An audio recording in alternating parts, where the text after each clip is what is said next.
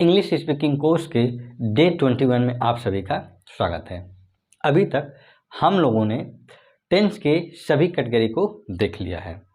आज हम लोग उसकी करने वाले हैं प्रैक्टिस। तो आइए मैं बिना समय गंवाए हुए आपके सामने एक एक सेंटेंस रखता हूं। जैसे कि पहला सेंटेंस देखिए, क्या है? खाने से पहले उसने मुंह धोया। कौन सा टेंस है? सबसे पहले तो आप टेंस की पहचान करिए। मुंह धोया, यहाँ से तो देखने से लग रहा है कि यह पास्ट इंडिफिनिट है, क्योंकि आपको बताया गया है यहाँ पर आ ई ए या ता था ती थी ते थे आते हैं, उसको हम कौन सा टेंस कहते हैं? Past indefinite. लेकिन ध्यान दीजिए कि यह दो वाक्य का वाक्य है। पहले, ठीक है, कि कुछ पहले लिखा गया और पहले के बाद में भी कुछ लिखा गया है। आपको बताया गया होगा कि जब बीच में पहले शब्द आता है और इसके बाद वाले वाक्य को हम पहले लिखते हैं और पास्ट परफेक्ट में, और जो पहले हिंदी होती है इसकी इंग्लिश बाद में लिखते हैं और इसे लिखते हैं पास्ट इंडिफिनिट टेंस में। तो हम इसे क्या कह सकते हैं? हम कह सकते हैं he had washed his mouth before ate. Ate क्यों? क्योंकि बाद में जब भी कोई क्लॉज आता है पहले और बाद वाले वाक्य में, तो केवल और केवल अफर्मेटिव सेंटेंस में आता है। ठीक है, तो लिखेंगे he had washed his mouth before ate. देखिए, कुछ लोगों को लगेगा कि यहाँ पर अपना तो बोला नहीं गया कि उसने अपना मुंह धोया, तो हिज का प्रयोग क्यों हुआ? क्योंकि आप जानते हैं कि जब भी कोई खाने के लिए मुंह धोने जाएगा तो अपना ही मुंह धोएगा। ठीक है, तो इसके लिए हम लोग यहाँ पे किसका प्रयोग करेंगे? हिज का प्रयोग करेंगे। नेक्स्ट सेंटेंस देखिए, उसके आने से पहले मैंने अपना काम समाप्त नहीं किया था। फिर बीच में पहले है, तो बाद वाले सेंटेंस के हिंदी की इंग्लिश पहले और पहले के बाद में। लेकिन फिर वही सेंटेंस आपको बताया गया होगा कि जब बीच में बिफोर आता है तो पहले हम PA3 यानी पास्ट परफेक्ट में और बाद में पास्ट इंडिफिनिट में। ठीक है, तो क्या कहेंगे? मैंने अपना काम समाप्त नहीं किया था। ठीक है, I had not finished my work before he came. Next sentence देखिए, क्या तुम बहुत पहले पहुंच चुके थे? देखिए, इसमें बहुत पहले, यह जो बहुत पहले है यह एक ही में जुड़ा हुआ है। ठीक है, जैसे हम कहेंगे बहुत लेट, बहुत पहले। ठीक है, तो इसके लिए हम पहले और बाद वाला कॉन्सेप्ट इस्तेमाल नहीं करते हैं, बल्कि हम इसको एक ही में बनाते हैं। तो क्या होगा? क्या तुम बहुत पहले पहुंच चुके थे। चुका था, चुकी थी, चुके थे, पास्ट परफेक्ट है। ठीक है, वाक्य की शुरुआत किससे होगी? Had you. ठीक है, पहुंचना की इंग्लिश होती है रिच्ड, और बहुत वेरी, बिफोर का मतलब पहले यानी earlier. Had you reached very earlier.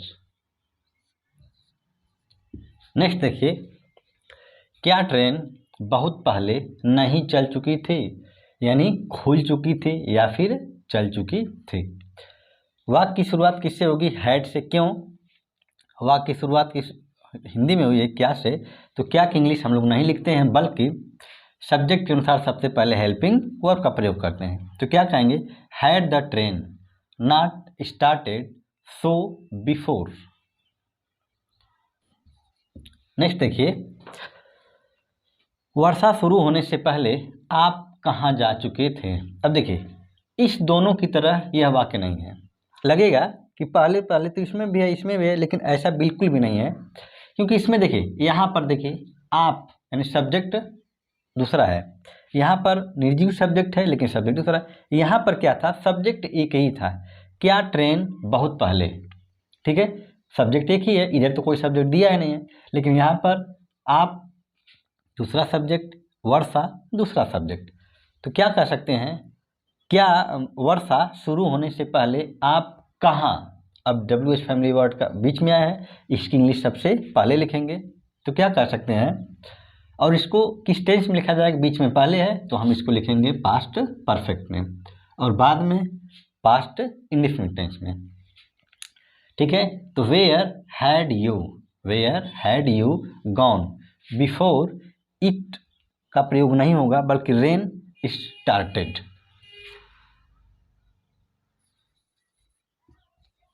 देखिए, कुछ लोगों को लगेगा कि यहाँ पे हमें इट का प्रयोग करना चाहिए, लेकिन आप जानते होंगे कि रेन का मतलब होता है बारिश होना, और बारिश होना एक क्रिया भी है और रेन का मतलब होता है बारिश।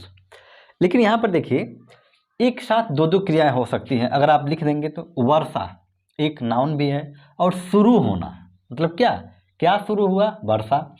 अगर शुरू होना नहीं होता कि वर्षा होने लगी तब दूसरा चीज़ हो जाता, ठीक है। लेकिन यहाँ पर यह जो सब्जेक्ट है यानी जो रेन है यह एक नाउन है, और जो स्टार्टेड है यह एक क्रिया है, इसलिए हम इट के प्रयोग यहाँ पर नहीं करेंगे, बल्कि रेन ही हमारा क्या हो जाएगा, सब्जेक्ट हो जाएगा, ठीक है। तो इस तरह से वाक्यों की प्रैक्टिस करते हैं। आइए अब हम अगली स्लाइड की तरफ चलते हैं। नेक्स्ट सेंटेंस देखिए, मेरे स्कूल पहुंचने के बाद घंटी बजी। बीच में क्या है, बाद। आपको बताया गया होगा जब कभी बाद बीच में बाद शब्द आता है तो पहले जो वाक्य आता है उसको हम पास्ट इंडिफिनिट में, और जो बाद में आता है उसको हम पास्ट परफेक्ट में। यानी आपको बताया गया होगा बिफोर से पहले हैड यानी पास्ट परफेक्ट, और आफ्टर के बाद हैड यानी बाद में पास्ट परफेक्ट। क्या दिया है, बीच में बाद दिया है, घंटी बजी, यानी अब हम इसको हम किस टेंस में बनाएंगे, बीच में आफ्टर यानी बाद में है, और इसको हम बनाएंगे पहले पास्ट इंडिफिनिट में। तो कहेंगे द बेल रैंग, क्यों, क्योंकि इसकी पास्ट इंडिफिनिट में हमेशा अफर्मेटिव वर्ब की सेकेंड फॉर्म का प्रयोग किया जाता है। तो द बेल रैंग आफ्टर मेरे स्कूल पहुंचने के, तो आई हैड रिच्ड स्कूल।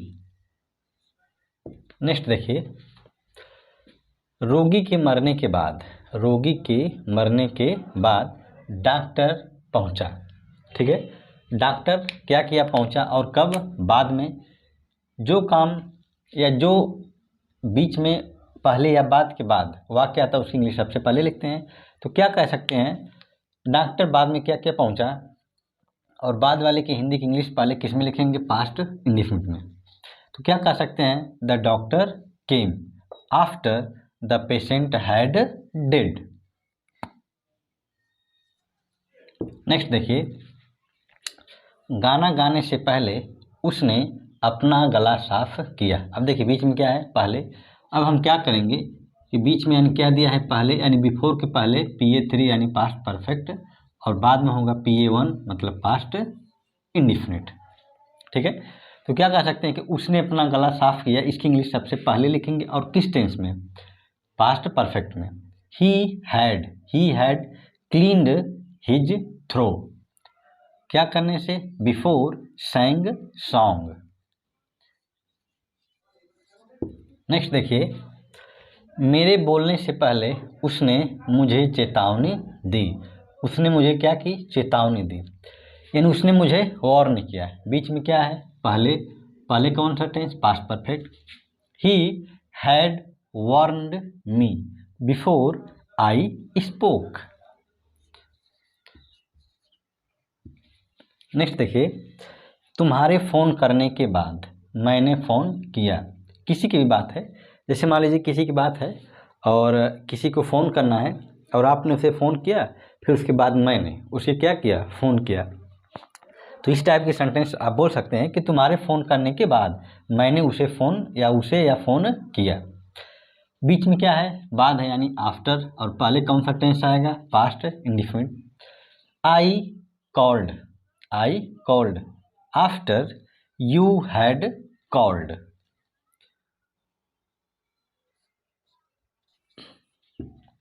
देखिए ये हैं कुछ पहले और बाद वाले सेंटेंस। आइए अब मैं आपके सामने कुछ स्पेशल सेंटेंसेस को रखता हूं जिसको बनाने में अक्सर कुछ न कुछ लोगों को दिक्कत ज़रूर होती है। तो ठीक है, आइए हम आपके सामने सेंटेंस रखते हैं। पहला सेंटेंस देखिए, तुम्हें कौन बुलाता है। सबसे पहले तो आप वाक्य को पहचानिए कि ये कौन सा टेंस है। अंत में देखिए ता है, ती है, ते है, यानी प्रेजेंट इंडिफिनिट टेंस। अब देखिए आपको लगेगा कि यह वाक्य तो इंट्रोगेटिव है। क्यों, क्योंकि इसमें कौन शब्द दे दिया है, तो कौन आ गया तो इंट्रोगेटिव हो गया। देखिए इंट्रोगेटिव तो है, लेकिन हम इसको इंट्रोगेटिव की तरह नहीं बनाएंगे बल्कि अफर्मेटिव की तरह बनाएंगे। वो क्यों? देखिए क्या कहा गया है, तुम्हें कौन बुलाता है। हालांकि इस तरह के सेंटेंस हमने सिंपल सेंटेंस में बहुत देखे हैं, लेकिन वो सिंपल सेंटेंस थे जहाँ पर मतलब सब्जेक्ट कोई काम नहीं कर रहा था। लेकिन यहाँ पर देखिए तुम्हें कौन बुलाता है। अब देखिए बहुत लोगों को लगेगा कि तुम्हें ये सब्जेक्ट होगा, लेकिन ऐसा नहीं है। अब देखिए यदि मैं आपसे कहूँ कि तुम्हें सोहन बुलाता है तो सोहन सब्जेक्ट हो जाता, लेकिन उसी सोहन की जगह पे हमने क्या कर दिया कि कौन। अब कौन हमारा क्या हो जाएगा? सब्जेक्ट होगा। तो हम क्या कर सकते हैं? Who call you, who call you. देखिए ऐसे वाक्य को हम बनाते हैं बिल्कुल अफर्मेटिव की तरह है। ऐसा क्यों? क्योंकि देखिए सबसे पहले सब्जेक्ट है, फिर इसके बाद वर्ब है और इसके बाद अदर वर्ड। अब यहाँ पर यस या ईएस नहीं लगेगा, ठीक है, क्योंकि हम ये मानते हैं कि जो हु यानी जो कौन है वो एक नहीं बल्कि क्या है, कई लोग हैं। तो उसके लिए हम यहाँ पर हु के साथ एस या एस का प्रयोग नहीं करते हैं। चाहे तो यदि आप करेंगे कि कोई एक को मगर एक की बात की जाती है तो आप यहाँ पे एस या एस लगा सकते हैं, ठीक है। तो हम कह सकते हैं कि हु कॉल यू, यू हमारा क्या है? ऑब्जेक्ट है। नेक्स्ट देखिए उसने किसे कहा। टेंस कौन सा है? Past indefinite tense. किसे कहा, किसे कहा। अब देखिए अब आपको लगेगा कि यह हमारा सब्जेक्ट, इस बार यह सब्जेक्ट नहीं है बल्कि उसने जो काम किया वही तो सब्जेक्ट है। हाँ, किसके ऊपर कार्य किया गया, जिसके ऊपर कार्य किया गया वही क्या है? ऑब्जेक्ट है। लेकिन एक ऑब्जेक्ट हमारा WH फैमिली का वर्ड है। तो अब जब बीच में आए तो इसकी इंग्लिश सबसे पहले लिखेंगे। और देखिए टेंस कौन सा है? पास्ट इंडेफिनिट और इंट्रोगेटिव भी है। क्या कहेंगे? whom did he, और कहना की अंग्रेजी क्या हो जाती है? से। नेक्स्ट देखिए ऐसे वाक्य बनते तो हमारे अफर्मेटिव की तरह ही हैं, लेकिन इस वाक्य में यहाँ पे जो बना है अफर्मेटिव रूल की तरह, लेकिन इसमें इंट्रोगेटिव का चिन्ह लगता है। वो इसलिए क्योंकि यहाँ पर एक देखिए WH फैमिली का वर्ड है और इसके लिए हमें कुछ न कुछ तो करना ही पड़ेगा। तो यहीं पर हम WH फैमिली के वर्ड के लिए यहाँ पर क्वेश्चन मार्क का चिन्ह का प्रयोग करते हैं। नेक्स्ट देखिए तुमने किसको पूछा था। टेंस कौन सा है? ठीक है, चुका था, चुकी थी, चुके थे, लिया था, दिया था, पूछा था, ठीक है। ऐसे वाक्य जब भी आते हैं तो क्या होता है? Past perfect tense. तुमने किसको, कौन, यानी कौन है जिसे तुम पूछे थे। तो देखिए आपको मालूम होगा कि हु जो होता है वो सब्जेक्टिव केस होता है, लेकिन हु का ही ऑब्जेक्टिव केस। अब देखिए जिसको आपने पूछा, काम करने वाला तो तुम है यानी यू। अब इसने जिसको पूछा वही तो ऑब्जेक्ट है, लेकिन हु तो सब्जेक्ट होता है, लेकिन हु का ऑब्जेक्टिव केस क्या होता है? हुम होता है, ठीक है। तो हम यहाँ पर हु नहीं बल्कि किसका प्रयोग करेंगे? हुम का प्रयोग करेंगे। तो क्या कह सकते हैं कि हुम हैड यू, और पूछना की इंग्लिश क्या होती है? आस्क्ड। नेक्स्ट देखिए मैंने किसी को देखा है। सिंपल सा टेंस है, present perfect tense. I have seen, और किसको? किसी को, चाहे तो आप समवन कहें चाहे तो समबडी कहें। नेक्स्ट देखिए वो कानपुर में रहा है। रहा है क्या लग रहा है? अब देखिए इस अक्षर से आपको लगा होगा या इस शब्द से कि रहा है, रही रहे हैं, तो ये तो हो गया प्रेजेंट कंटीन्यूअस टेंस। ऐसा बिल्कुल नहीं है। वो कानपुर में रहा है का मतलब क्या है? कि वह रह चुका है। इसके सेंस से तो यही लग रहा है कि वह अभी नहीं रहा है बल्कि क्या, वो भूतकाल में रह चुका है। तो जब चुका है का सेंस आता है तो कौन सा टेंस हो जाता है? Present perfect tense. He has lived in Kanpur. Next देखिए मैंने किसी से नहीं पूछा। मैंने किसी से नहीं पूछा। टेंस क्या है? Past indefinite tense. क्यों? क्योंकि लास्ट में क्या है? आ ई ए, और जहाँ पर भी ऐसे आते हैं शब्द उसे हम क्या कहते हैं? Past indefinite tense. वाक्य केवल नेगेटिव है, इंट्रोगेटिव नहीं है। क्या कर सकते हैं? I did not ask any one या एनी बडी। नेक्स्ट देखिए, उसने गलती की थी, उसने गलती की थी। टेंस कौन सा है? चुका था, चुकी थी, चुके थे, ली थी, दी थी, की थी, यानी पास्ट परफेक्ट टेंस। उसने गलती की थी, he had made a mistake. अब देखिए, गलती करना की इंग्लिश क्या होती है? आपको लगेगा कि मिस्टेक मतलब होता है कि गलती, ठीक है, लेकिन मिस्टेक का मतलब ये नहीं होता कि गलती करना। गलती जब आप करते हैं तो वह एक क्रिया बन जाती है, तब आप केवल मिस्टेक का प्रयोग नहीं करते हैं, बल्कि उसके लिए हम मेक अ मिस्टेक होता है। लेकिन आप थोड़ा सोचिए कि मेक का थर्ड फॉर्म क्या होता है? मेड होता है। तो आप क्या कहेंगे? He had made a mistake. अब देखिए, आप चाहें तो मिस्टेक की जगह पर, मेड अ मिस्टेक की जगह पर आप मिस्टेकन, ठीक है, आप मिस्टेकन का प्रयोग कर सकते हैं, क्योंकि मिस्टेक की सेकेंड और थर्ड फॉर्म मिस्टुक और मिस्टेकन होती है। तो आप चाहें तो केवल मिस्टेक की थर्ड फॉर्म का भी प्रयोग करें, और चाहें तो गलती करना के लिए हम मेड अ मिस्टेक का प्रयोग कर सकते हैं। नेक्स्ट देखिए, ऐसा क्यों हुआ? क्यों, ठीक है, क्वेश्चन वर्ड कहाँ पर आया है? बीच में। इसकी इंग्लिश सबसे पहले लिखेंगे। तो क्या कहेंगे? Why did it, why did it. और फिर क्या? घटित होना, होना के लिए क्या कहेंगे? हैपन। देखिए, अब यहाँ पर इट चाहे दिस का प्रयोग कर सकते हैं, लेकिन कुछ लोगों को ऐसे लगेगा कि ऐसा, ऐसा की इंग्लिश तो होती है सो, सो मतलब ऐसा, तो यहाँ पर हम ऐसा का प्रयोग क्यों नहीं किए? लेकिन थोड़ा सा आप सोचिए, देखिए, जैसे हम कहें कि ये ऐसा क्यों हुआ? ए का मतलब क्या? कि यह ऐसा कैसे हो गया, या ऐसे क्यों हुआ? इस तरह से इसको ऐसे नहीं होना चाहिए था। तो इसीलिए हम यहाँ पर इट का प्रयोग करें चाहे दिस का प्रयोग करें, यहाँ पर जो ऐसा शब्द है, ऐसा से ये नहीं, मतलब किस तरह से, ऐसा कोई इसका मतलब नहीं निकल रहा है। इसका मतलब केवल यही है कि यह चीज़ जो है ऐसे कैसे हो गई। तो इसीलिए हम यहाँ पर सो का प्रयोग नहीं करेंगे, बल्कि इट या दिस का प्रयोग करेंगे, और हैपन मतलब घटित होना। नेक्स्ट देखिए, तुमने उसे कितनी किताबें दी हैं? अब देखिए, कितनी, अब इसके साथ क्या है? किताबें।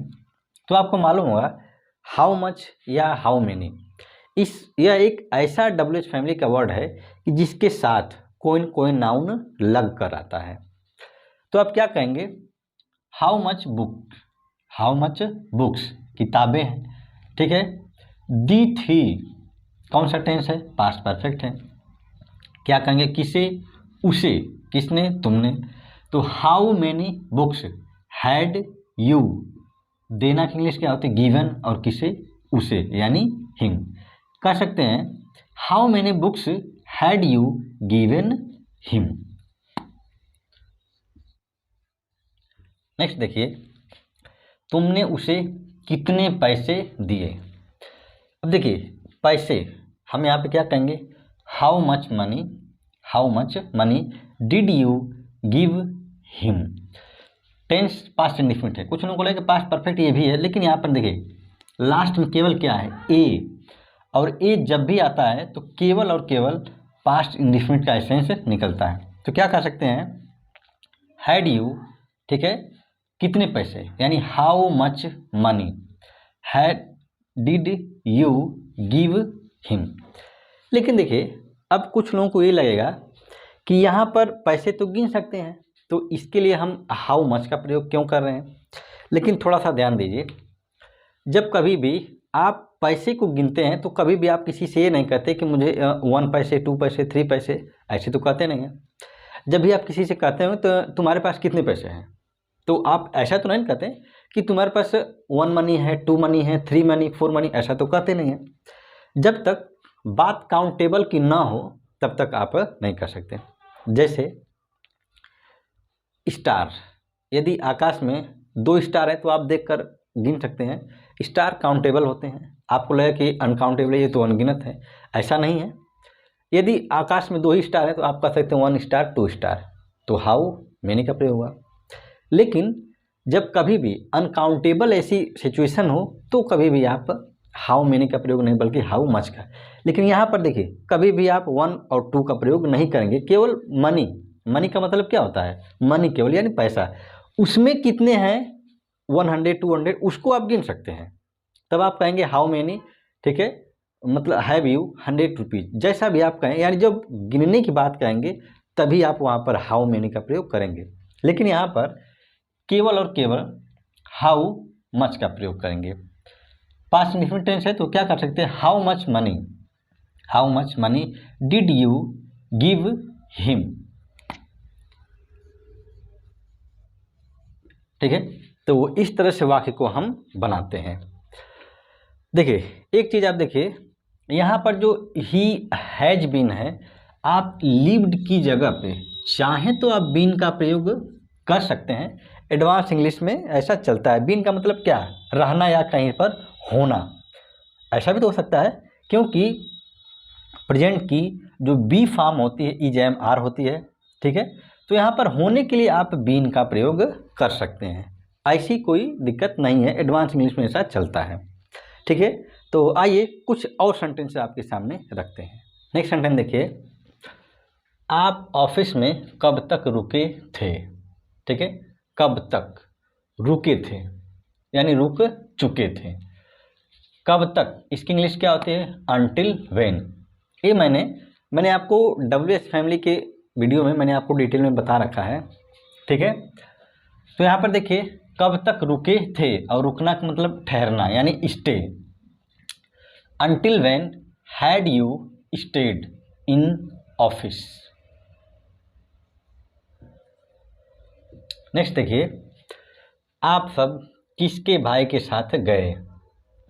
गए यानी पास्ट इंडेफिनिट टेंस, और किसके भाई के साथ, साथ इंग्लिश क्या होती है? विथ।